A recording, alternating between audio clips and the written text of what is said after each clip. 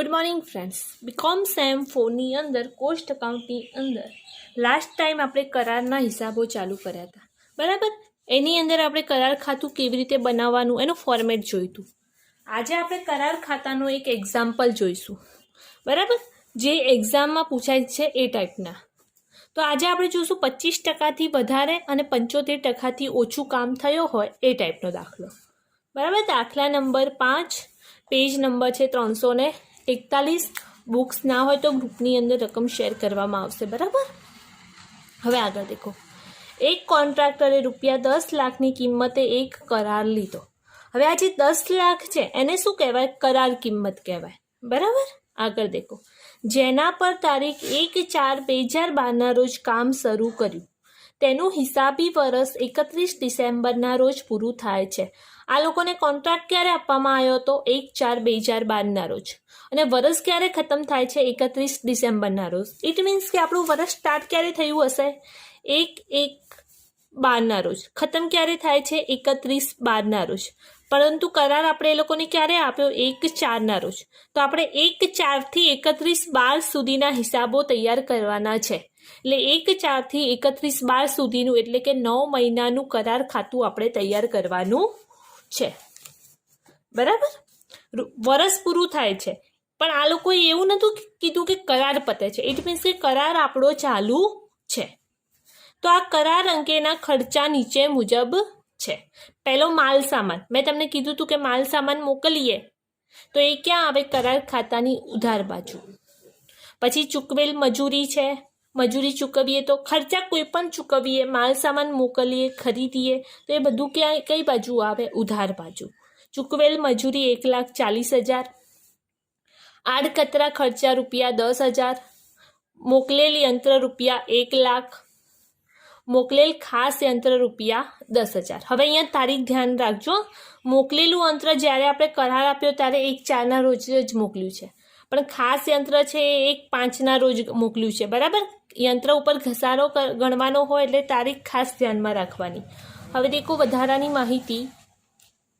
મોકલેલ માલ સામાનમાંથી 10,000નો માલ સામાન તુરંત જ 5,000માં વેચી દેવામાં આવ્યો, બરાબર.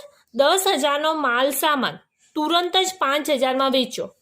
હવે તમે 10,000નો માલ સામાન 5,000માં વેચો, 5,000માં વેચો છો તો રોકડ આવશે. રોકડ તમે માલ સામાન ખરીદો તો ઉધાર બાજુ, બટ માલ સામાન વેચો તો એ કરાર ખાતાની જમા બાજુ. 5,000માં વેચો તો 5,000 ક્યાં આવશે? કરાર ખાતાની જમા બાજુ. પરંતુ 10,000નો માલ સામાન તમે 5,000માં વેચો તો 5,000નું તો નુકસાન થયું. જો વસ્તુ વેચવાથી ફાયદો થાય તો એ કરાર ખાતાની ઉધાર બાજુ આવે, અને વસ્તુ વેચવાથી નુકસાન થાય તો એ નફા નુકસાન ખાતે કરાર ખાતાની ઉધાર બાજુ આવે, બરાબર. આગળ દેખો.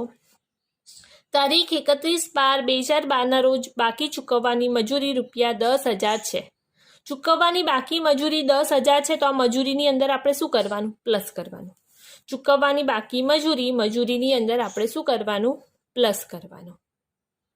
હવે આગળ દેખો શું કીધું છે. મોકલેલ યંત્ર પૈકી, તો આપણે કેટલા યંત્ર મોકલ્યા હતા? મોકલેલા યંત્ર 1,00,000 છે. કેટલા છે? 1,00,000. તો અહીંયા શું કીધું છે? મોકલેલ યંત્ર પૈકી ₹16,000ના યંત્ર તારીખ 1/7/12ના રોજ બીજા કરાર પર મોકલેલા હતા, જ્યારે 18,000ની કિંમતના યંત્ર 1/9/2012ના રોજ આગથી નાશ પામેલ છે. જે પૈકી વીમા કંપનીએ ₹12,000નો દાવો મંજૂર કર્યો. ઉપરાંત 1/10/2012ના રોજ 6,000નું યંત્ર ₹56,500માં વેચેલ છે. હવે આખો પોઈન્ટ છે ને મારે તમને અહીંયા સમજાવવું પડશે, બરાબર, વ્યવસ્થિત રીતે. એટલે આપણે દાખલો કરીએ એટલે જોઈએ. પછી જે મોકલેલ ખાસ યંત્ર તારીખ 1/9/2012ના રોજ 6,000ની કિંમતે વેચી દીધું, બરાબર.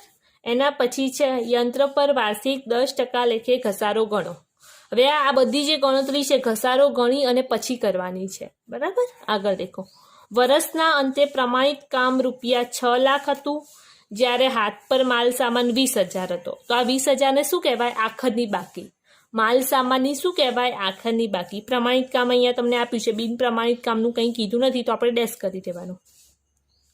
હવે અહીંયા દેખો. કરાર આપનાર પ્રમાણિત કામના 80% જેટલી રોકડ આપે છે. કેટલી રોકડ આપે છે? પ્રમાણિત કામ 6,00,000 હતું, તમે કામ કરી અને 6 લાખનું પ્રમાણિત કામ આપ્યું, એમાંથી કરાર આપનાર તમને 80% રોકડ આપે છે. 6 લાખ પ્રમાણિત કામ છે તમારું. કેટલું કામ છે? 6 લાખ. એના 80% રોકડ તમને આપે છે. તો 6 લાખના 80% એટલે કેટલા થશે? રૂપિયા 4 લાખ.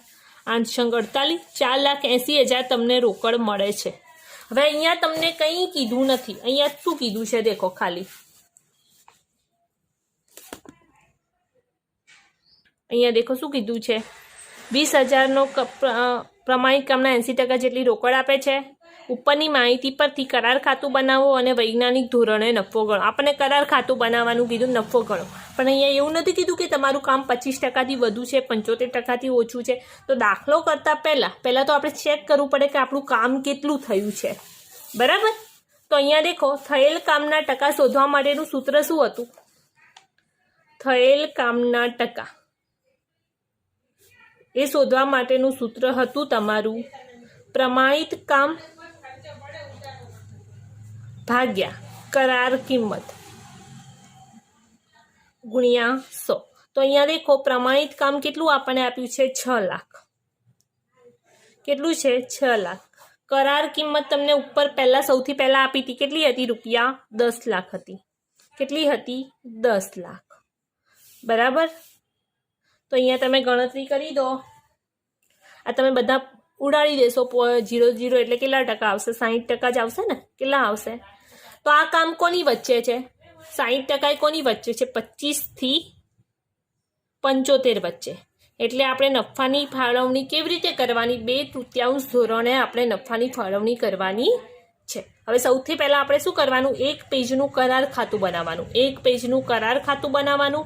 પછી આ જે યંત્રની ને બધી ગણતરી છે એ નીચે આપણે દર્શાવવાની છે. ચલો અહીંયા આપણે બનાવ્યું છે 1 પેજનું કરાર ખાતું. બરાબર? લાઇનસર આપણે રકમ જોતા જવાનું અને એન્ટ્રી કરતા જવાનું. પહેલું છે 10 લાખની અહીંયા તમને કરાર કિંમત આપી છે. હવે જ્યારે આપણું કામ ચાલુ હોય ત્યારે આપણે કરાર કિંમત લખવાની આવતી નથી. ત્યારે આપણે શું લખવાનું છે? ચાલુ કામ ખાતે. એ આપણે પછી લખીએ. બરાબર? હવે છે માલ સામાન. માલ સામાન કેટલા છે? રૂપિયા 2,70,000. માલ સામાન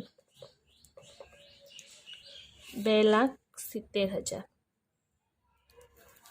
એના પછી છે ચૂકવેલ મજૂરી રૂપિયા 1,40,000.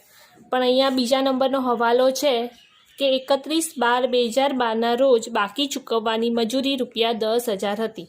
તો એને આપણે શું કરવાનું? મજૂરીની અંદર પ્લસ કરવાનું. મજૂરી કેટલી છે? રૂપિયા 1,40,000 પ્લસ ચૂકવવાની બાકી મજૂરી રૂપિયા 10,000. કેટલા આવશે? 12 રૂપિયા 1,50,000. હવે આગળ દેખો શું છે? આડકતરા ખર્ચા રૂપિયા 10,000. ખર્ચા કોઈ પણ હોય તો કરાર ખાતાની ઉધાર બાજુ. આડકતરા ખર્ચા રૂપિયા 10,000. એના પછી શું છે? મોકલેલ યંત્ર રૂપિયા 1 લાખ. યંત્ર મોકલવામાં આવે એ પણ ઉધાર બાજુ. મોકલેલ યંત્ર ક્યારે મોકલ્યા છે? 1/4/2012ના રોજ. કેટલા છે? રૂપિયા 1 લાખ. ચલો એના પછી જે મોકલેલ ખાસ યંત્ર રૂપિયા 10,000. મોકલેલ યંત્ર હોય કે ખાસ યંત્ર હોય બંને ઉધાર બાજુ જ આવે. મોકલેલ ખાસ યંત્ર કઈ તારીખ છે? 1/5/2012. 1/5/2012. કેટલા છે? રૂપિયા 10,000. ચલો બધી એન્ટ્રી થઈ ગઈ. હવે દેખો હવાલા. લાઇનસર દેખો. મોકલેલ માલ સામાનમાંથી રૂપિયા 10,000નો માલ સામાન તુરંત જ 5,000માં વેચી દેવામાં આવ્યો. હવે 10,000નો માલ સામાન હતો, તુરંત જ તમે 5,000માં વેચી દીધો. ખરીદી હોય તો ઉધાર બાજુ, વેચાણ છે તો કઈ સાઈડ આવે? જમા બાજુ. વેચીએ તો પૈસા આવે તો શું લખવાનું? રોકડ અને બેંક ખાતે. કેટલા પૈસા આવશે? 10,000નો માલ સામાન છે, આપણે 5,000માં વેચ્યો તો કેટલા રૂપિયા આવશે? 5,000. પણ હવે 5,000નું નુકસાન પણ થયું. 10,000નો તમે 5,000માં વેચ્યો એટલે તો અહીંયા શું આવશે? નનું ખાતે. બરાબર? નનું ખાતે માલ સામાન વેચાણ 5,000. બરાબર? હવે આગળ દેખો. આગળ આપણને શું કીધું છે? 31/12 એ તો પતી ગયું, ચૂકવવાની બાકી મજૂરી. હવે અહીંયા દેખો, મોકલેલ યંત્ર પૈકી મોકલેલા યંત્ર અહીંયા દેખો કેટલા છે? રૂપિયા 1 લાખ. કેટલા છે? 1 લાખ. મોકલેલ યંત્ર પૈકી આપણે પછી વાંચીએ, પણ એના પહેલાં દેખો અહીંયા શું કીધું છે? ખાસ યંત્રનું પણ પછી જોઈએ. 5મા નંબરનું આપણને શું કીધું છે? કે યંત્ર પર વાર્ષિક 10% લેખે ઘસારો ગણવાનો છે. વર્ષનો તમારે કેટલો ઘસારો ગણવાનો છે? 10%. હવે દેખો અહીંયા આપણે યંત્રની ગણતરી દર્શાવું. દેખો અહીંયા કુલ યંત્ર આપણા જોડે કેટલું છે? 1 લાખ રૂપિયા છે. યંત્ર ઉપર આપણને ઘસારો ગણવાનો કેટલો કીધો છે? 10% ઘસારો ગણવાનો કીધો છે. હવે લાઇનસર દેખો શું કીધું છે? મોકલેલ યંત્ર પૈકી રૂપિયા 16,000ના યંત્ર તારીખ 1/7/2012ના રોજ બીજા કરાર પર મોકલેલા હતા. ટોટલ આપણા જોડે 1 લાખનું યંત્ર છે, એમાંથી 16,000ના યંત્ર ક્યારે? 1/7/12ના રોજ બીજા કરાર પર મોકલ્યા છે. 16,000ના યંત્ર બીજા કરાર પર મોકલ્યા છે. આની ગણતરી આપણે પછી કરીએ. પછી આગળ દેખો શું કીધું છે આપણને? જ્યારે 18,000ના યંત્ર 1/9/2012ના રોજ આગથી નાશ પામેલ છે.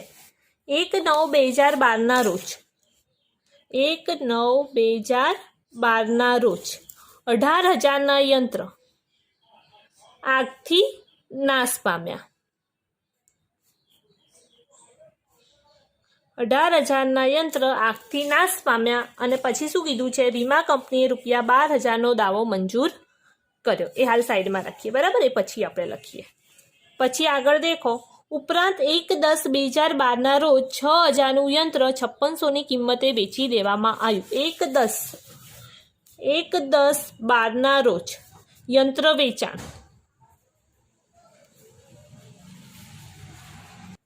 યંત્ર વેચાણ કેટલું છે? 6,000નું યંત્ર 5600માં વેચ્યું છે, બરાબર? એ હાલ બાકી રાખીએ. હવે અહીંયા દેખો, ટોટલ આપણા જોડે 1 લાખનું યંત્ર હતું, બરાબર? એમાંથી 16,000 બીજા કરાર પર મોકલ્યું. 1 લાખના યંત્રમાંથી 16,000 બીજા કરાર પર મોકલ્યું. 18,000 આગથી નાશ પામ્યું. 6,000નું યંત્ર વેચાણ કર્યું. તો હાલ આપણા જોડે રૂપિયા 60,000નું યંત્ર વધ્યું છે, બરાબર? હાલ યંત્ર બાકી, આખરનું યંત્ર બાકી કેટલું છે? રૂપિયા 60,000. હવે આપણે ગણતરી કેવી રીતે કરવાની? દેખો, 16,000નું યંત્ર જે બીજા કરાર પર મોકલ્યું, પણ એના ઉપર તમને યંત્ર ઉપર ઘસારો આખા વર્ષનો કેટલો ગણવાનો કીધો છે? 10%. હવે તમે 1/7/12ના રોજ મૂક્યું. તમારું વર્ષ ક્યારે સ્ટાર્ટ થયું હતું? તમે આ યંત્ર ક્યારે લાવ્યું હતું? 1/4/12ના રોજ. તો તમારે 1/4/2012થી 1/7/2012નો ઘસારો તો ગણવો પડે ને યંત્ર ઉપર. ઘસારા બાદની રકમ બીજા કરાર પર મોકલવામાં આવે છે. તો અહીંયા દેખો ઘસારો કેટલો આવશે? આ 16,000 છે, એના 10% બરાબર. પણ 1/4થી 1/7 સુધીનો ઘસારો ગણાય તો કેટલા મહિના આવશે? ચોથો, પાંચમો અને છઠ્ઠો. 3 મહિનાનો ઘસારો ગણાશે. તો 16,000ના 10% ગુણ્યા 3/12 કરો, કેટલો ઘસારો આવે છે? 16,000ના 10% ગુણ્યા 3/12. તો ઘસારો તમારો ₹400 આવશે. તો 16,000માંથી 400 બાદ કરો તો કેટલા આવશે? 16,000માંથી 400 બાદ કરો, કેટલા આવે? 15,600 આવે. તો તમારે બીજા કરાર ઉપર કેટલા રૂપિયા મોકલવાના છે? કેટલો કરાર મોકલવાનો છે? 15,600. હવે આની એન્ટ્રી તમારે ક્યાં કરવાની? કરાર ખાતાની જમા બાજુ તમારે શું લખવાનું? બીજા કરાર ખાતે. ઘસારા બાદની રકમ લખાય, બરાબર? ઘસારો આમાં ગણવામાં આવતો નથી. ઘસારોની કોઈ એન્ટ્રી અહીંયા થાય નહીં. 15,600. હવે અહીંયા દેખો, હવે આગળ શું કીધું છે?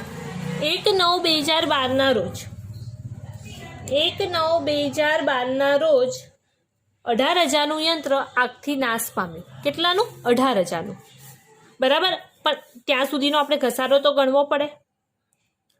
ઘસારો ગણો. 18,000ના 10% કેટલા મહિના આવશે? 7 સુધી 5 હતા, તો 8 અને 9 એટલે કે સોરી 7 સુધી 3 હતા, હવે 8 અને 9 એટલે 2 મહિના એડ થયા, તો કેટલા મહિના થશે ટોટલ? 5 મહિના થશે ને? કેટલા થશે? 5 મહિના. તો તમે 5 મહિનાનો ઘસારો ગણો, કેટલો આવશે? 18,000ના 10% ગુણ્યા 5 ભાગ્યા 12. તો 5 મહિનાનો ઘસારો તમારો કેટલો આવે છે? ₹750. તો તમે 18,000માંથી 750 બાદ કરો, ઘસારો ગણાય તો આપણે 17,250નું યંત્ર નાશ પામ્યું. આખથી આપણું કેટલું યંત્ર નાશ પામ્યું? 17,250નું. એની અંદર વીમા કંપનીએ 12,000નો દાવો મંજૂર કર્યો. 12,000નો દાવો શું કર્યો? વીમા કંપનીએ મંજૂર કર્યો. 17,250નું ટોટલ 18,000નું યંત્ર હતું, પરંતુ 1/9/12 સુધીનો ઘસારો ગણવો પડે તો 750 આવ્યા. તો હાલ આપણા જોડે હાજરમાં યંત્ર કેટલું હતું? 17,250નું યંત્ર આપણું આખથી નાશ પામ્યું. એમાં વીમા કંપનીએ 12,000નો દાવો મંજૂર કર્યો, તો બાદ કરો તો આપણને આખથી નુકસાન કેટલું થયું? ₹5250નું આખથી નુકસાન થયું. બરાબર, આ 17,250 છે, એમાંથી 12,000 તો વીમા કંપનીએ મંજૂર કર્યા, 5250નું આપણને શું થયું? આખથી નુકસાન. તો આની એન્ટ્રી કેવી રીતે થાય? આ યંત્રવાળો પોઈન્ટ ખાસ એક્ઝામની અંદર પૂછાશે જ. બરાબર, તો જ્યાં 12,000 છે એ વીમા કંપની ખાતે આવે, વીમા કંપની ખાતે જમા સાઈડ લખો, વીમા કંપની ખાતે 12,000. વીમા આપણે જોયું હતું કરાર ખાતામાં વીમા કંપની ખાતે આવ્યું હતું. બરાબર, પછી આગથી નુકસાન થાય તો પણ કઈ બાજુ આવે? કોઈ પણ પ્રકારનું નુકસાન છે તો એ કઈ બાજુ આવે? જમા બાજુ. તો આગથી નુકસાન કેટલું થયું? 5250. ચલો હવે આગળ આપણને શું કીધું છે દેખો. 6,000નું યંત્ર, 6,000નું યંત્ર 1/10/2012ના રોજ ₹5600ની કિંમતે વેચ્યું. પણ ડાયરેક્ટ તમે પ્રોફિટ કે શોધી ના શકો, પણ અંદરથી આપણે ઘસારો તો બાદ કરવો પડે ને પહેલાં. તો ઘસારો ગણો, કેટલા મહિના થશે? 1/10 સુધી, 1/4થી 1/10 એટલે 6 મહિના થશે ને? 6 મહિનાનો ઘસારો કરો, 6,000ના 10% એટલે 600 ગુણ્યા 6 મહિના એટલે કેટલો ઘસારો આવશે? ₹300 આવશે ને? તો ઘસારા બાદની રકમ કેટલી આવી તમારી? 5700 આવી. તો હાલ આપણા જોડે યંત્ર કેટલું કહેવાય? 5700નું યંત્ર કહેવાય હાજરમાં. એમાંથી તમે વેચો છો કેટલામાં? યંત્ર વેચાણ કેટલાનું કરો છો? 5600નું. 5700નું યંત્ર તમે 5600માં વેચો છો, તો ₹100 તમને શું થયું? નુકસાન થયું. ₹100 શું થયું? નુકસાન થાય છે. યંત્ર વેચાણનું નુકસાન.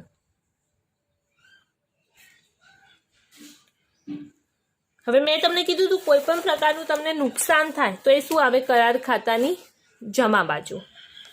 વેચાણ કરો તો પણ એ કરાર ખાતે. યંત્ર વેચાણ એટલે રોકડ આવે તો રોકડ અને બેંક લખો, યા યંત્ર વેચાણ લખો. બરાબર, રોકડ અને બેંક. કેટલામાં વેચ્યું છે તમે? 5600માં. ₹100 તમને શું થયું? યંત્ર વેચાણનું નુકસાન. નુકસાન હોય તો ક્યાં આવે? નનું ખાતે. કોનું નુકસાન છે? યંત્ર વેચાણનું. યંત્ર વેચાણનું નુકસાન. બરાબર, હવે અહીંયા દેખો, ટોટલ 1 લાખનું યંત્ર હતું, એમાંથી 18,000 બીજા કરાર પર મોકલ્યું, 16,000 બીજા કરાર પર મોકલ્યું, 18,000 આગથી નાશ પામ્યું, 6,000નું વેચ્યું. તો હવે આપણા જોડે હાલ હાજરમાં કેટલું યંત્ર રહ્યું? 60,000. 60,000 બાકી છે, પણ એના ઉપર આપણે ઘસારો તો ગણવો પડે ને. ઘસારો ગણવાનો પછી આખરની જે બાકી આવે એ ક્યાં લખવામાં આવશે? ચાલુ કામ ખાતે લખવામાં આવશે. તો અહીંયા ગણો ઘસારો કેટલો આવશે? 60,000ના 10%. અને આપણે મહિના કેટલા થશે? 1/4થી, અને આપણું વર્ષ ક્યારે ખતમ થાય છે? 31/12 એટલે 9 મહિના થશે ને? 9 મહિનાનો ઘસારો ગણાશે. તો કરો કેટલા આવે છે? 60,000ના 10% ગુણ્યા 9 ભાગ્યા 12. તો ઘસારો આપણો આવે છે ₹4500. કેટલો આવે છે? 4500. તો 60,000માંથી 4500 બાદ કરો તો આખાની બાકી કેટલી આવે છે? ₹55,500. આખાની બાકી તમારી કેટલી આવી? ₹55,500. હા, ક્યાં લખવાનું આપણે? ચાલુ કામ ખાતે. ચલો યંત્રનો પોઈન્ટ ખબર પડી? એ યંત્રનો પોઈન્ટ તમે વિડીયોને 2 વાર જોજો, બરાબર? તો જ તમને મગજની અંદર ઉતરશે. હવે આગળ દેખો, આપણને શું કીધું છે? મોકલેલ ખાસ યંત્ર તારીખ 1/9/2012 રોજ 6,000ની કિંમતે વેચી દીધેલ છે.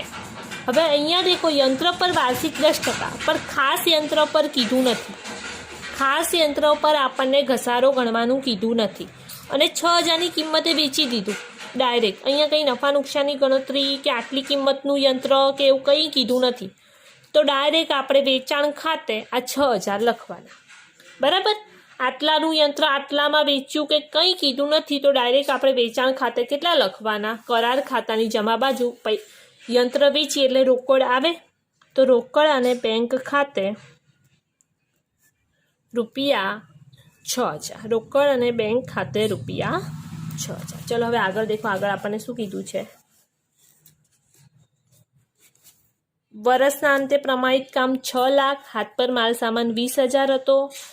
કરાર આપનાર પ્રમાણિત કામના 80% જેટલી રોકડ આપે છે. તો હવે એક જ વસ્તુ આપણે લખવાનું બાકી રહ્યું. શું લખવાનું બાકી રહ્યું? ચાલુ કામ ખાતે.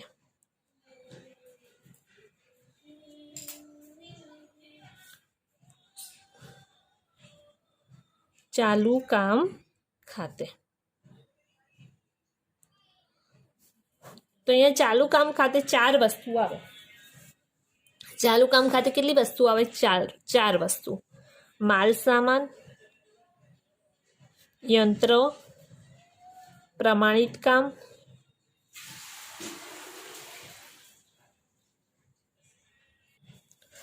અને બિન પ્રમાણિત કામ. તો અહીંયા દેખો, માલ સામાન આપણને અહીંયા શું કીધું છે કે 20,000 હતા. માલ સામાન કેટલા હતા? 20,000.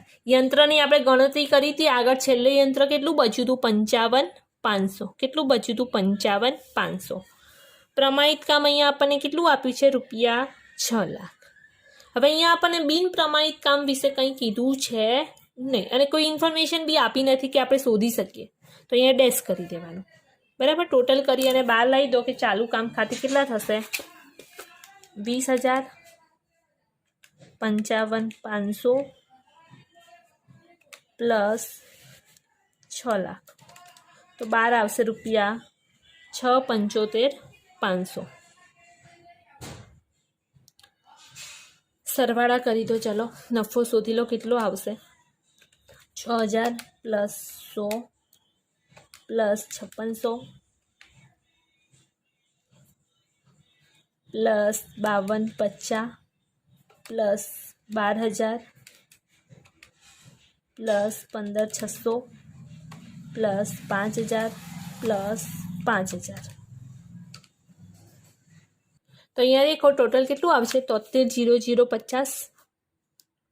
73,050. એમાંથી બધા ખર્ચા બાદ કરી દો.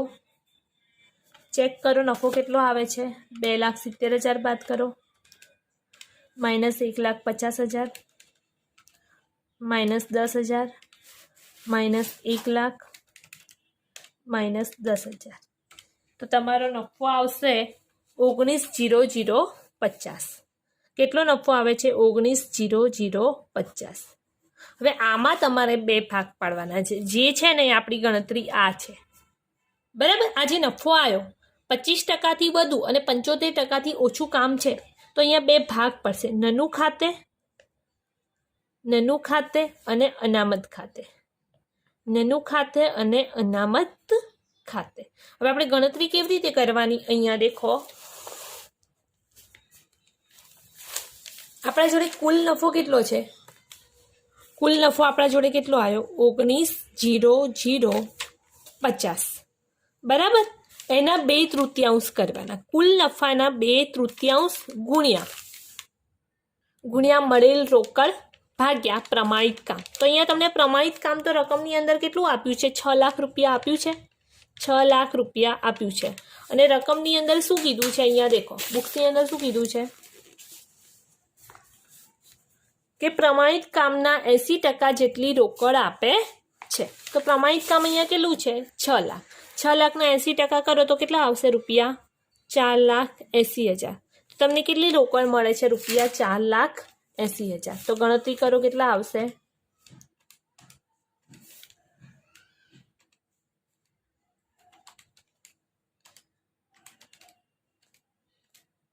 કેટલા આવે છે રૂપિયા? 10, 13, 60. કેટલા આવે છે? 10, 13, 60. બરાબર, કેટલા આવે છે રૂપિયા? 10, 13, 60.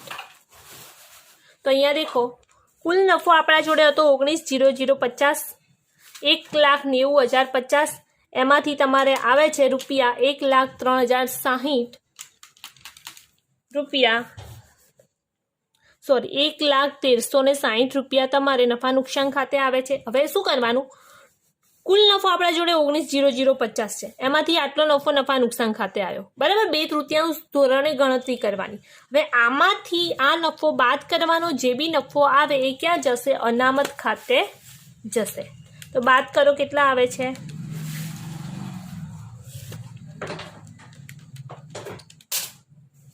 કેટલા આવશે? 88,690 રૂપિયા આવે છે. કેટલા આવે છે? 88,690 રૂપિયા. બરાબર, આ નફો ક્યાં જાય? અનામત ખાતે જાય. અને આ ક્યાં જાય? નફા નુકસાન ખાતે. આટલો એમને નફો થાય છે. તો આ રીતે કરાર ખાતું બનાવવામાં આવે છે. એક્ઝામની અંદર તમારે આ ટાઈપના દાખલા પૂછાય છે. બરાબર, બધા આ દાખલો 2 વાર ગણવાનો, 2 વાર વિડીયો જોવાનો, 2 વાર દાખલો ગણવાનો. ના ખબર પડે તો તમે લોકો પૂછી શકો છો. ઓકે, ચલો, થેન્ક યુ.